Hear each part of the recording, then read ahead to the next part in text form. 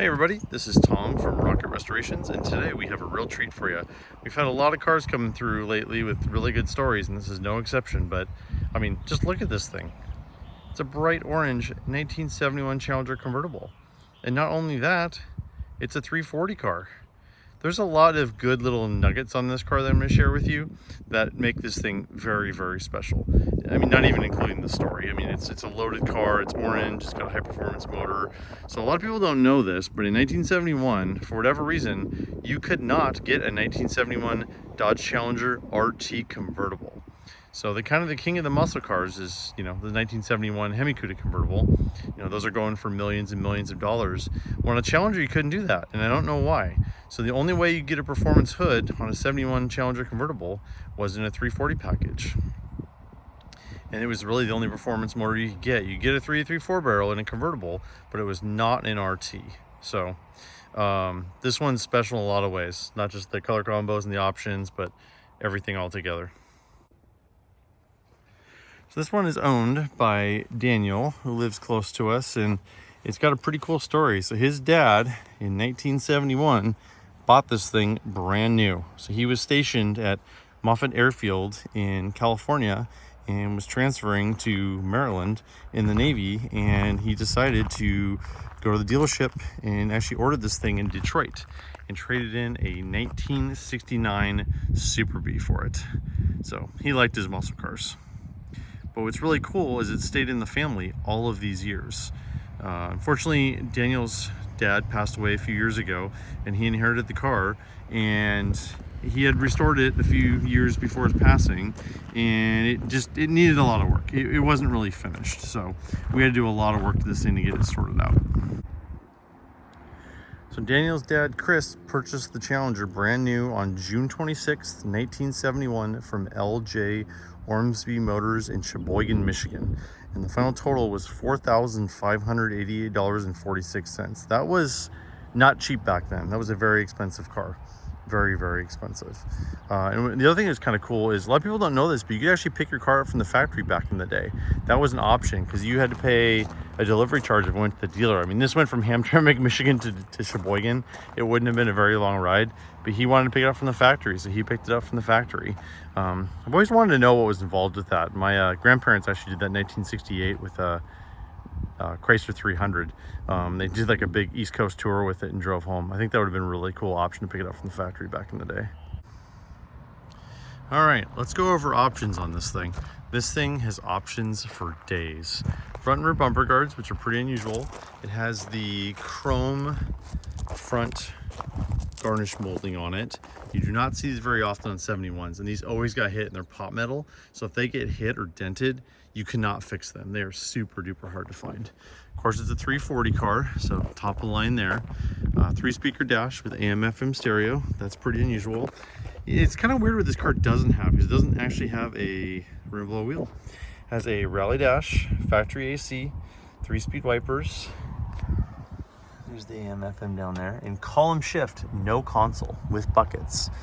The rallye dash was not standard on these. It was standard on a Challenger RT, but of course, as we mentioned before, this is not a Challenger RT. It has the hood and belt moldings, dual painted mirrors, power windows. Again, very unusual. It's a really nice option to have on a convertible, so you don't have to get in and out. The power windows are really, really nice. The luggage rack, rear bumper guards, and of course exhaust with tips. That came with the 340 package. The 340 package got you some really cool stuff back in the day. Front and rear sway bars, got you the big radiator, it got you all sorts of cool stuff. All right, let's pop the hood. I know you'll want to see the 340 underneath here. So there we go, 26-inch radiator. That was standard on a 340. This one obviously had AC, so would have had it anyways, but that's kind of neat. That's about the only thing we haven't got working on this yet. We've got most of the AC stuff plumbed. We just haven't gotten around to getting it fixed. Of course, power disc brake car, power steering, 340. Some of you are probably asking, hey, shouldn't the 71 340 be orange? Well, they were orange until about February of 71, and then they switched engine plants, and then they were all blue after that. So this is the correct blue for this. It has the correct upper radiator hoses with the Corbin clamps. It's very correct restoration underneath here. We've done a lot of improvement with this. I mean, there's a few little things, but when this car came in, it needed a lot of detailing, and we fixed a lot of that stuff. Like, for example, it didn't have a front driver window because they put the power window regulators in wrong, and it actually broke the window the first time they tried to use the power windows. So none of that stuff worked when it came in. We've gone through and gotten all that stuff cleaned up. You know, it's not a perfect restoration, but it's a really, really nice driver. You know, like the paint on the grill's not quite right on it, but you know, it's a really nice car. Little thing right here too. This is a little thing that we noticed. Like normally, so see that slot right there in the bumper? So that's a 72 thing. So in 71 and before, all your floor jacks had hooks on them, like a detachable hook, except for a couple like a charger and stuff like that. In 72, they went to a universal jack, so you use on anything. It just had a little thing in it that went in there to jack your car up. Well, the thing with this car is it's a really late car. It's late May. I think it's May 29th, I think. We'll look at the fender tag here in a second. And a lot of late cars I've seen have that on it. Just thought it was kind of a neat little thing. Of course, the 340 air cleaner, unsilenced with no snorkels. It's a pretty neat piece there. Radio. And then the other elephant in the room I wanted to address is, you know, a lot of people are probably asking themselves, like, well, was this an Indy pace car convertible? So for those that don't know the history, in 1971, the 71 Challenger convertible was the Indy pace car. And unfortunately, it got a lot of bad press. The car crashed during the race. So it was the pace car going around, and it was a drum brake Challenger convertible, 3-3 4-barrel car, and he had a cone for the braking zone, and he missed, and somebody had moved the cone, so the driver, Eldon Palmer, who was kind of in charge of all that, missed the cone, and the car ended up going through a grandstand of photographers, and a couple people got hurt pretty bad. So they had some bad press. So what's actually funny is there's actually quite a few 71 Challenger convertibles in orange. They ordered 50 for the Indy pace cars. This is not one of them. All the Indy pace cars had body side moldings and had some unique options. I mean, they were orange with white interior, but this is not an Indy pace car, but I'm sure it was ordered because of the race. Something that Daniel told us too is that it had a pinstripe on it when it came in, and that was like, that's the V7W on the fender tag there, but the dealer took it off because they didn't want to look as much like an Indy pace car. I might have gotten that wrong. Hopefully I got that right, Dan. When you watch this, hopefully you can hopefully you can correct me on that. But yeah, really neat car. So, all right, let me show you the fender tag. All right, well, now we're gonna do our fender tag decode. So I was a little off on the SPD. It was actually 519, but still a late car. That was built right before the Indy 500. So starting from the bottom left, E55 is 340 4-barrel. D32 is 727 automatic. JH27 H1B 407167 is the VIN number. EV2 is Hemi Orange paint, and that's a metallic. You can see that a little bit. See all that metallic in there?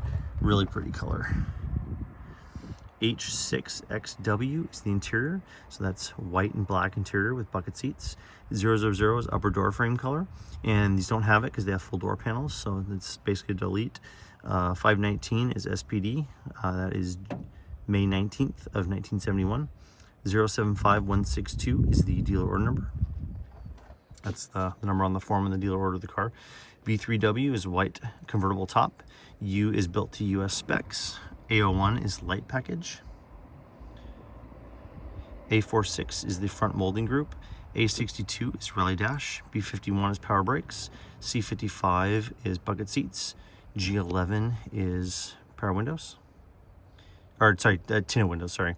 G36 is dual painted mirrors. H51 is AC. J25 is 3-speed wipers.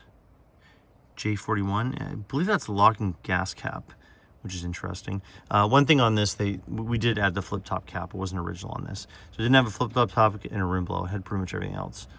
J54 is the rally hood. L25 is a light. M25, M28, M31, M42, M44, those are all various moldings around the car. M91 is the luggage rack. N41 and N42 is dual exhaust with tips. CNT is continued to the next code, which is over here. N85 is TAC. P31 is power windows. P37 is power top. Power top was not standard on a Challenger or Cuda. It was actually optional. Most of them got it, but it was optional. R35 is AM/FM multiplex. V7W is the pinstripe, which again was not put back on this car when it was restored. 26 is the radiator, and EN2 is end of coats. So Trev just spent a ridiculous amount of time getting this detailed and buffed for delivery to our customer, and so I'm not going to drive it for you today, sorry, but I'm going to start it so you can hear it because it sounds fantastic. This thing drives really nice. Alright, boom, starts right up. And yes, this does have the original thermoquad.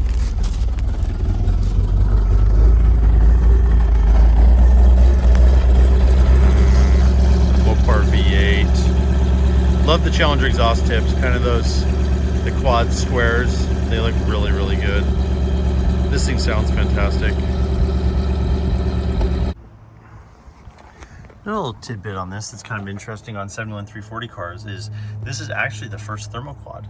So if you see right there, see how the idle screws right there are angled? So that's just on 71s. 71s is a totally unique beast. Like they have wet idle screws and a whole bunch of other unique stuff. They're very unique, very hard to find. If you ever find a thermoquad with the adjuster screws at an angle like that, that is just 71 thermoquad. If you ever find one of those, give me a call. I will absolutely buy it from you because those are super duper hard to find. This did not have the right carburetor on it. It has 72, but we found the right one, got it restored over at Harms in Spokane. Scott Smith over there did a great job on the carburetor. It looks fantastic. And we got the correct carburetor on here. Fortunately, they didn't really run right very well from the factory, so a lot of these kind of got recalled, replaced early in their lives. That's why they're so hard to find. But yeah, I know most of you guys are Mopar hoarders like I am, so if you guys have a stack of thermoquads, if you have any with angled idle screws like that, give me a call. I'll buy them from you.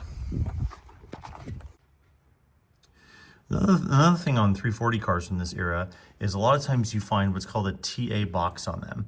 That was a box that came out in the middle of 1970 for the Dodge Challenger TA and the Plymouth Cuda AAR they were homologated for Trans Am racing, but they actually made a special box that has a quick ratio, and this actually has it.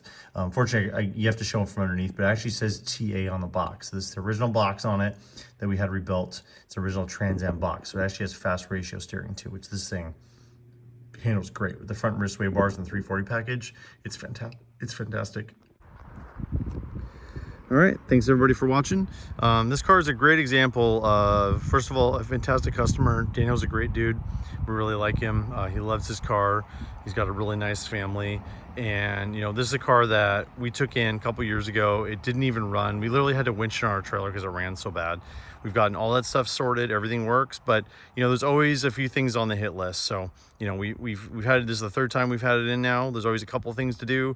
The power steering started leaking. You know, we just had one little thing, like they actually had two right bumper guards on it. So one faced the wrong way. So we got that fixed this time. Carburetor had a little bit of hesitation. We fixed that. We actually found that the vacuum advance on the distributor wasn't working correctly. It had a big vacuum leak, so that was a big reason why it wasn't running right. So we got all that stuff fixed, and it's running great now. It's just fantastic going down the road. So, well, just want to thank everybody for watching. I really appreciate it. I love everybody's comments and likes on our videos. We really appreciate it. We really like doing these, and I want to thank everybody for watching, and we'll talk to you soon.